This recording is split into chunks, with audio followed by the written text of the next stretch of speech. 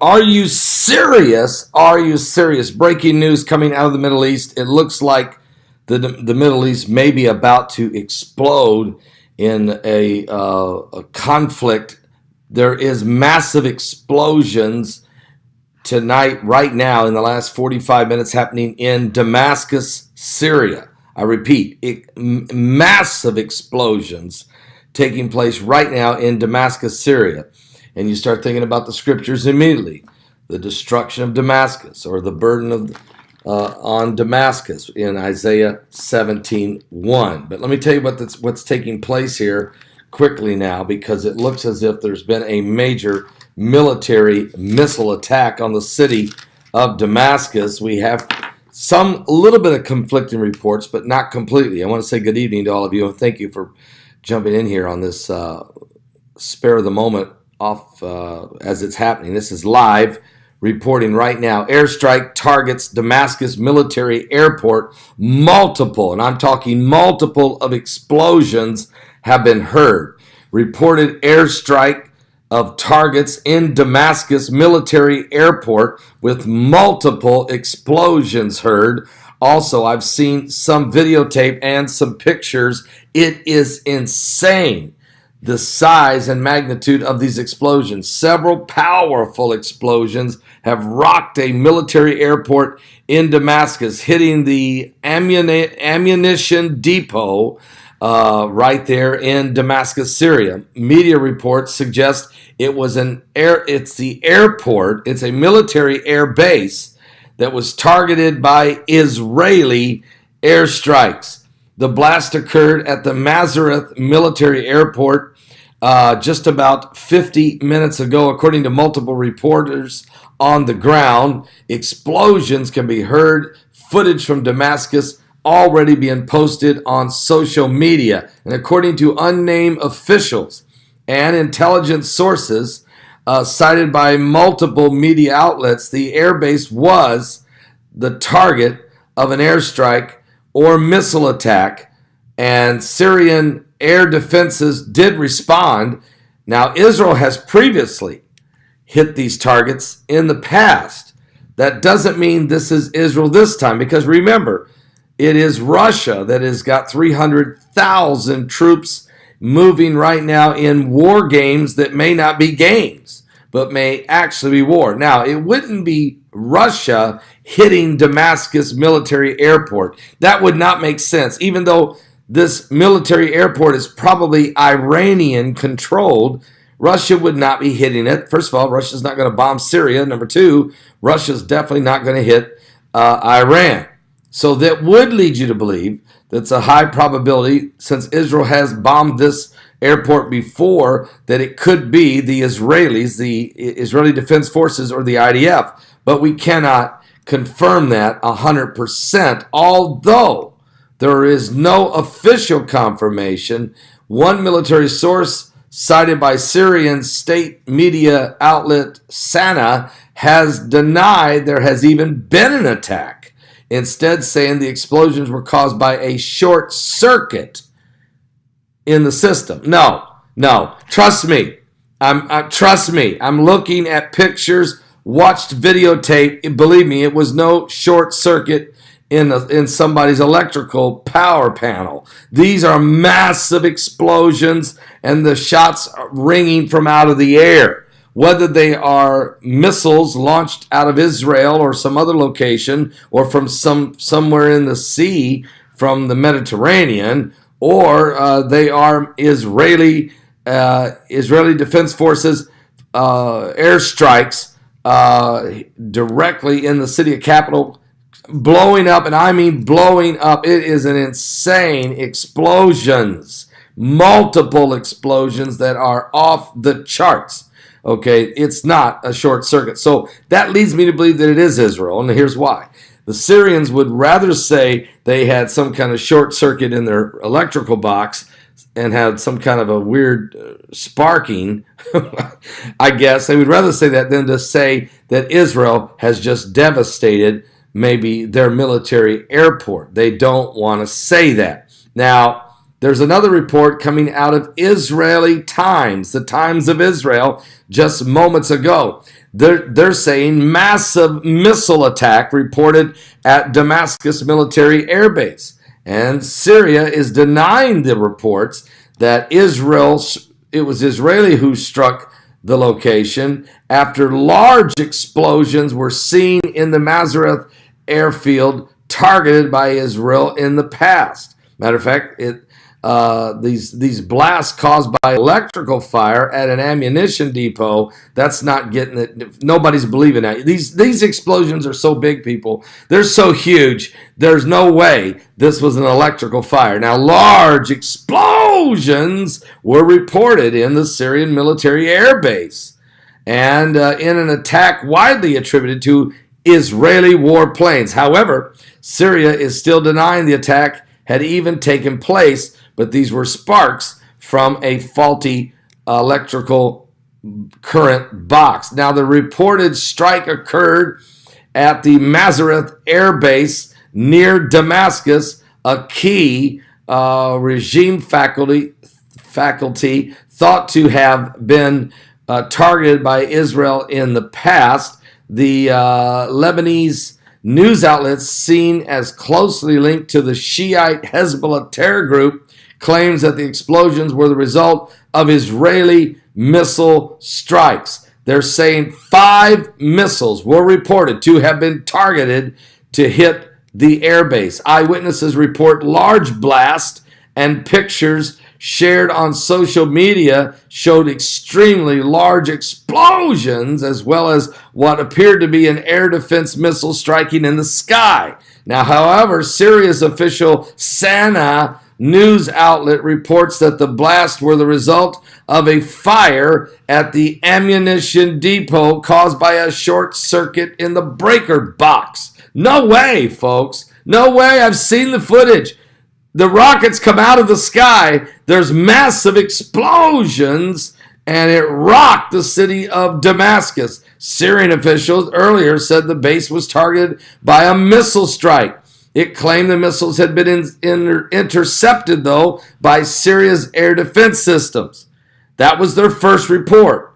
But when they seen that the Syrian defense air systems actually did not shoot down the Israeli missile strikes, then they said it wasn't a missile strike at all, but a short circuit in the electrical breakers. Now, the London-based Syrian Observatory for Human Rights said there were casualties. I repeat, there were and there are casualties and extensive damage at the site of the attack right now, which is still in a state of chaos and confusion, and it's being attributed to Israel. The reported strike came as senior U.S. officials from the State Department were in Israel discussing Syria with Israeli officials. So while the United States had officials, and we don't know who those officials are. I don't know if they're Jared Kushner. I don't know if they're Jason Greenblatt. I don't know if maybe they're Secretary of Defense James Mad Dog Mattis, or maybe the Secretary of State. I don't know. I mean, we still don't know who it is, Mike Pompeo or somebody. I don't know. But there are definitely U.S. officials in Israel. They were meeting with Israeli officials at the time of the attack. Now, back in January of 2017, Syria accused Israel of launching missiles that hit the Mazareth base and threatened repercussions. Israeli missiles also reportedly targeted that same base back in late 2016. And officials in Jerusalem have said they take action to stop the transfer of advanced weapons to terrorist groups and to keep Iran from gaining a foothold in the country of Syria. Dozens of strikes inside of Syria has been attributed to the IDF, the Israeli Defense Forces.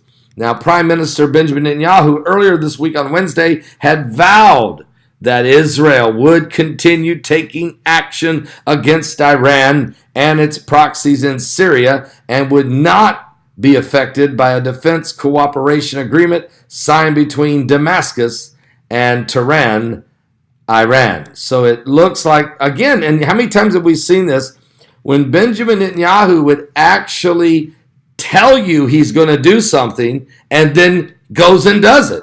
That's what we've basically heard on Wednesday when he said that. Thank you guys for showing up here tonight. There's over 1,200 of you with us live on YouTube, and it's spontaneous like this, but it is very serious. It is a very serious situation, and our prayers go out right now for the Middle East. I mean, really, we pray for peace in the Middle East, but I realize that we are in a serious situation with Russia moving 300,000 troops in a major war games, military drill taking place in the Mediterranean Sea, along with the Chinese and the armies of Mongolia, and also the fact that yesterday in the city of Donetsk, the pro-Russian rebel leader was assassinated while sitting in a cafe when somebody brought in a bomb and blew up the cafe, killing him and others. This happened yesterday, which that would not go over well with Vladimir Putin. Now, so because Putin is for the pro-Russian rebels that are trying to take over eastern Ukraine. You have to understand something. Don't forget, guys, Russia did take Crimea away from Ukraine. And Russia has sent in the little green men, plus they are the ones supporting the pro-Russian movement and uprising in Ukraine against the Ukrainian government. Now, I understand the Ukrainian government's got a lot of thugs and thieves, and I mean, I've talked to people who used to live there. They'll tell you there was corruption in the Ukrainian government, and of course, we know that the Russian government operates about the same way. A lot of what I call Russian mafia political. We know this, okay? We know the Russians kind of do the thug mentality as well. So that's nothing new for that part of the world.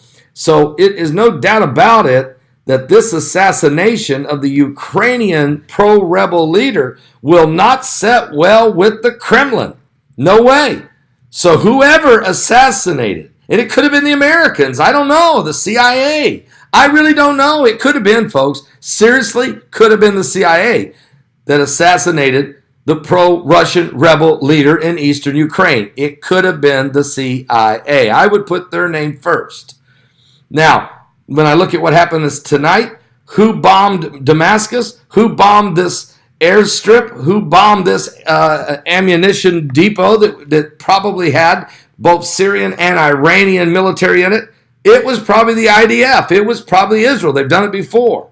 And it's really strange that the assassination of the what's his name? Karchenko. I can't remember exactly how you say his name. Alexander Karchenko, I think is his name. He was assassinated yesterday. That was a poke in the eye of the bear, okay? Because he's the pro-Russian rebel leader of eastern Ukraine. So that was a poke in one eye. And if this was Israel blowing up Iranian